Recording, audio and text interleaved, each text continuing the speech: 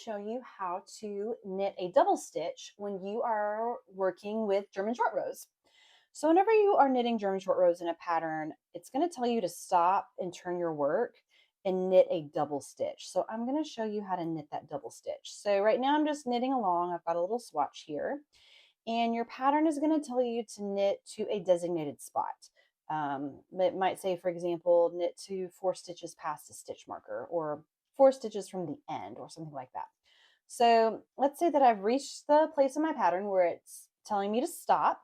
It's going to tell me to turn my work. So I'm going to turn my work over, and then it will tell me to knit a double stitch. So here's how you would do that. You want to always do 2 things when you are knitting a double stitch. You want to make sure that your working yarn is in the front. On this side of my work, it's already there, so that's great. And then since I'm right-handed, I need my working yarn on my right needle. So I'm going to slip that stitch to the right side. Now I'm going to take this working yarn and I'm going to pull this stitch up so that you can see those 2 bottom legs of that stitch. That's going to be our double stitch. Now, when we pull that up, we want to pull it nice and tight. We don't want that to leave a loose spot or a gap in our knitting. So I'm going to pull this up. Now I need to be purling. So I'm going to pull this yarn back to the front so that I'm ready to purl. And again, we really want to make sure those first couple of stitches are nice and snug. And then we would purl until our pattern tells us to stop and turn again. So I'm going to purl down a couple. And let's say that I'm in the place of my pattern where it tells me to stop and turn my work and knit a double stitch. So I'm going to turn my work. I'm now looking at the knit side. And remember, we have to do 2 things. We need to make sure that our working yarn is in the front. So I'm going to move my working yarn to the front. And I need to slip that stitch over so that my working yarn is in my right hand.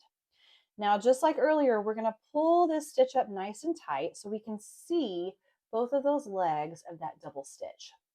Now I'm going to be knitting, so I'm pulling this up and back, and I do need my yarn in the back to knit. So I'm going to keep it back there.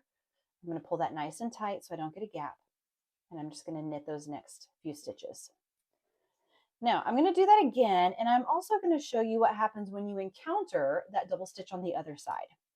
So when you come back past that double stitch, you're definitely going to know it when you see it. It looks kind of wonky. It looks like maybe it's 2 stitches in one, but we know that that's just the 1 stitch with the 2 legs pulled up. So I'm going to knit that. It's like I'm knitting 2 together. I'm going to knit that as 1 stitch. And that's how you resolve your double stitch. So I'm going to go a couple stitches past that. I'm going to pull those nice and tight so I don't get a gap. And I'm going to stop and turn again. Remember our 2 things. We're going to make sure our working yarn is in the front. There it is. And I want to slip it over to my right needle so that my working yarn is on my right side. Now I'm purling. So when I lift that double stitch up, I want to see those 2 legs, pull it nice and tight, and I've got to come back around to the front. So I'm ready to purl. Now, when you encounter that double stitch on the purl side, you're going to do the same thing. You're going to know it when you see it. I used to kind of worry that I wouldn't notice it and I might mess something up, but you'll definitely realize it. So I'm going to purl until I see that double stitch. Here it is. You can see the 2 legs. I'm going to purl those together as 1 because it is 1 stitch. I'm going to purl that nice and tight. And that's how I resolve that double stitch on the purl side.